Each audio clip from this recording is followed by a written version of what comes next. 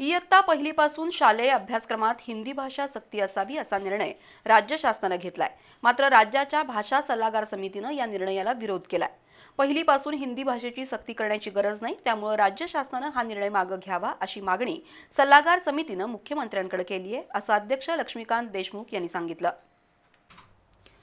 पहिली ते पाचवीच्या विद्यार्थ्यांनाही शाळेत हिंदी भाषा सक्तीची असेल असा निर्णय राज्य शासनाने घेतलाय। त्याबाबतची घोषणा राज्याच्या शालेय शिक्षण विभागाने 17 एप्रिलला केली होती। त्यानंतर आता उलटसुलट प्रतिक्रिया उमटत आहेत। या पार्श्वभूमीवर आज राज्य सरकारच्या भाषा सल्लागार समितीची बैठक झाली। त्यामध्ये पहिलीपासून हिंदी भाषा सक्ती करण्याचा राज्याचा निर्णय सल्लागार समितीने एकमताने फेटाळला। याबाबत समितीचे अध्यक्ष लक्ष्मीकांत देशमुख यांनी मुख्यमंत्री देवेंद्र फडणवीस यांना पत्र लिहून कारणं स्पष्ट केली आहेत। मुळात पहिली ते पाचवीपर्यंत मुलांचा मेंदू कोवळा असतो, त्यावर अधिक बोजा टाकणारा आणि अशास्त्रीय असा हा निर्णय असल्याचं देशमुख यांनी स्पष्ट केलं। महाशासनाने प्राथमिक शिक्षणासाठी इयत्ता पहिली ते पाचवीसाठी हिंदी सक्तीने शिकवण्याचा तिसरी भाषा म्हणून निर्णय जाहीर केलेला आहे।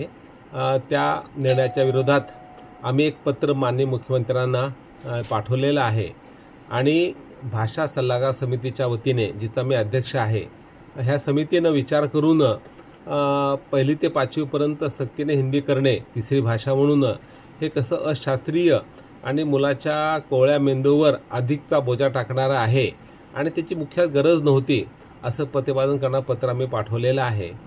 राज्यात गेल्या 40 वर्षात त्रिभाषा सूत्र पद्धत अवलंबली जाते। त्यामध्ये पाचवीपासून हिंदी शिकवलं जातं, त्यातून अनेक पिढ्या तयार झाल्यात। मग पहिलीपासून हिंदीची सक्ती कशासाठी असा प्रश्न विचारत हा निर्णय राष्ट्रीय शैक्षणिक धोरणाच्या विरोधात असल्याचंही त्यांनी स्पष्ट केलं। महाराष्ट्रामध्ये गेले 40-50 वर्ष आपण त्रिभाषा फॉर्म्युला सूत्र राबवत आहोत आणि पाचवीपासून हिंदी आपल्या महाराष्ट्रामध्ये सर्व माध्यमामध्ये आपण शिकवली जात आहे आणि त्यात पारंगतता निर्माण होत आहे।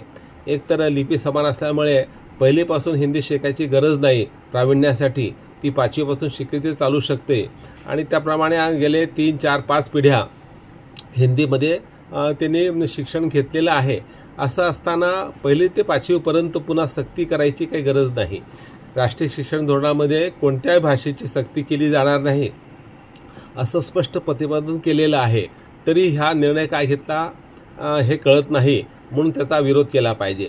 दुसरं म्हणजे महाराष्ट्र अलीकडच्या काळामध्ये झपाट्यानं महाराष्ट्रात हिंदीकरण होत चाललेलं आहे। महाराष्ट्रात हिंदी भाषिकांची मुजोरी आणि भाषिक आक्रमण वाढलंय। अशावेळी हिंदी सक्तीचा निर्णय मराठी भाषेसाठी धोकादायक असल्याचंही लक्ष्मीकांत देशमुख यांनी स्पष्ट केलं।